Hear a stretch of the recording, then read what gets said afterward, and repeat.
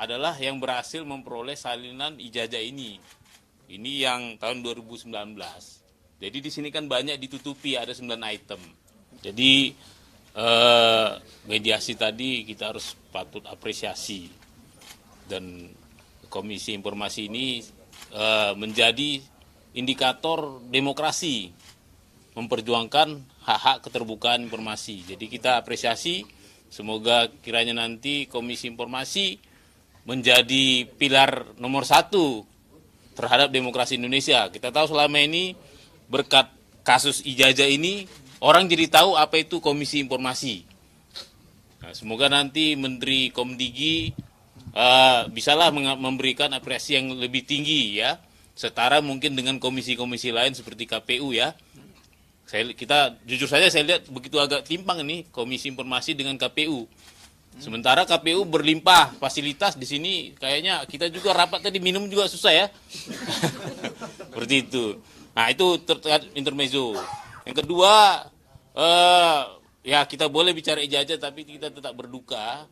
Ada 400-an ya meninggal di bencana alam di Sumatera Utara, Aceh dan Sumatera Barat.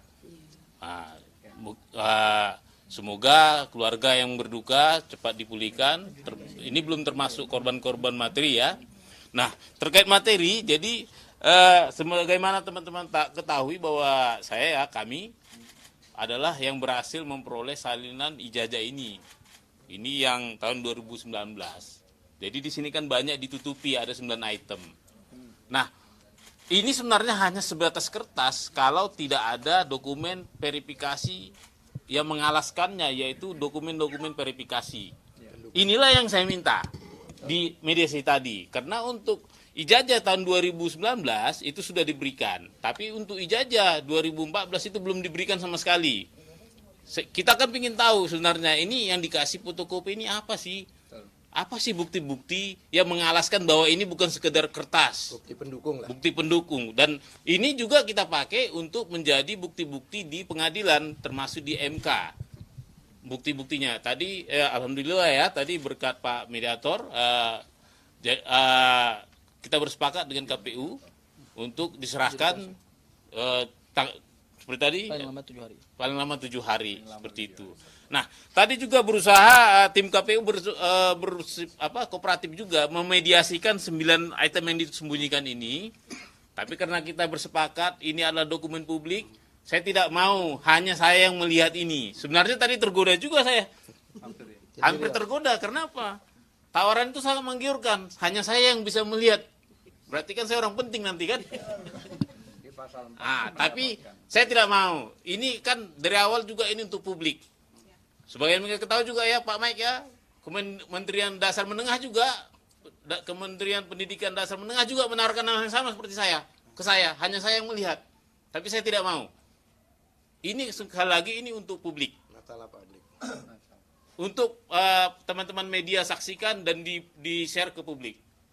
Mungkin begitu, ada pertanyaan? Pak, kenapa minta 9 item dari KPU? Sebenarnya kan abang saya pada saat itu bilang bahwa ijazah yang autentik itu diantri, itu kenapa? Ya, jadi tadi ini ada 9 item, tapi dari mediasi tadi saya jadi minta 3. Yang utama yaitu tanda tangan rektor, tanda tangan ini, tanda tangan dekan, tanda tangan yang legalisir. Ini yang sebenarnya yang bisa diautentikasi. Ada yang tanggung jawab. Ini yang bisa diverifikasi, klarifikasi. Kenapa? Ini satu-satunya di dunia yang punya, yang mirip, yang mengeluarkannya. Jadi Andri pun nanti pasti dia ketika dia menerima pelimpahan dari KPU pasti dia ngecek tanda tangan ini juga. Wajib. Kenapa? Ini kan mengandung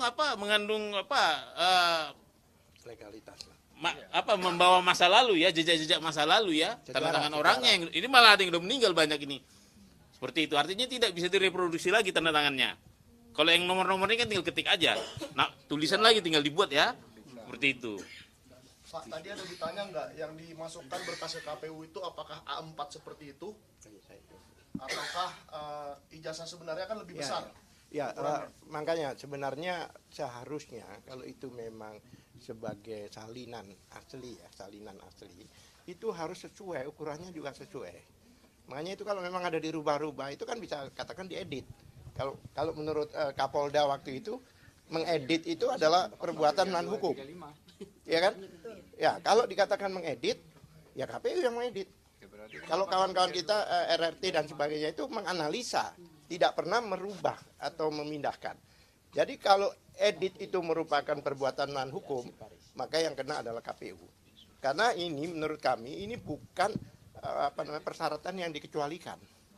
Tanda tangan itu nggak ada, baik di Undang-Undang Keterbukaan Publik maupun Undang-Undang Data Pribadi, tidak ada tanda tangan. Kita aja rapat aja kita semua tanda tangan, nggak ada di rapat biasa tanda tangan. Seperti itu. Tadi satu hal lagi yang menarik, KPU hanya mengatakan bahwa Lonatua aja yang boleh melihat, katanya, sesuai pasal 4. Dia hanya satu poin di pasal 4 yang A saja. Padahal di situ ada boleh ini menganalisa, bahkan mendapatkan, tidak dibaca. Jadi hanya informasi aja, bahwa hanya dapat dilihat. Kami suruh waktu itu, tolong baca semuanya dong, jangan separuh-separuh. Terdiam. Ini memang karena dokumen publik ini sudah bikin milik pribadi lagi, tapi milik publik. Nah itu. Ya, mungkin saya mau tambahkan lagi sedikit ya Bang Michael ya, terkait dengan tadi autentikasi ya. Jadi berdasarkan keterangan ahli arsiparis dalam melakukan autentikasi terhadap ijazah terlegalisir fotokopi, memang harus disandingkan dengan yang asli. Kenapa? Di situ ada 3 item utama yang akan dilihat. Yang pertama adalah formatnya yang dilihat. Formatnya sesuai nggak dengan asli, ya. Kemudian yang kedua dilihat isinya. Isinya tuh inilah 9 item yang ditutup ini, ya kan, akan diautentikasi rektor yang tanda tangan, dekan yang tanda tangan, pejabat yang mengesahkan, kemudian tanggal pengesahan, kemudian nomor induk ijazah, kemudian tanggal lahir dan seterusnya. Ini namanya isi.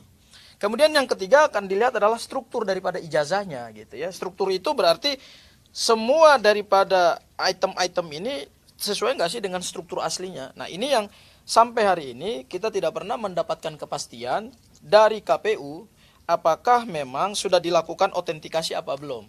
Nah, memang sudah terbukti juga di persidangan-persidangan sebelumnya gitu. Ada keterangan dari pihak pihak KPU bahwa terkait dengan ijazah asli Pak Joko Widodo dengan salinan terlegalisir yang disampaikan kepada KPU sebagai persyaratan menjadi calon presiden 2 periode, itu memang tidak pernah dilakukan autentikasi, yaitu membandingkan asli yang terlegalisir dengan keaslian ijazah fisiknya yang ada di tangan Pak Joko Widodo. Nah, ini yang tidak pernah dilakukan autentikasi. Sehingga 9 item yang ditutup ini tidak bisa juga kita pastikan dengan aslinya apa sama apa enggak.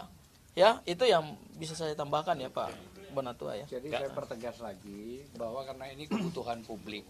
Publik itu adalah rakyat. Karena diatur dalam pasal 1 ayat 2 Undang-Undang Dasar 1945, rakyat yang memiliki daulat di negeri ini. Maka tidak ada alasan ini tidak diberikan kepada publik. Karena ini pentingnya bahwa publik harus mengetahui. Kenapa? Pada saat duduk semua pajak dari rakyat. Semua gaji dari rakyat. Maka tidak ada alasan. Masa rakyat mau minta harus dipersulit? Mungkin cukup. Pak Bona, apakah tadi dibicarakan nanti ini akan diautentikasi ke Andri atau tidak di media sih tadi? belum. Jadi Belum. mungkin saya terangkan juga nanti sebentar, dari sini kita langsung masih sidang. Ada sidang lagi, Mas. Sidang Kita lagi. sidang dulu ya. Terima kasih Pak Michael, nanti pertanyaan akan kita tanya. Tapi nanti sidangnya mereka akan membuktikan uji konsekuensi 9 item ini kenapa disembunyikan.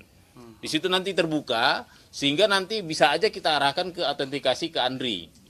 Karena kita bilang bisa aja kita juga butuh verifikasi klarifikasi Andri seperti itu.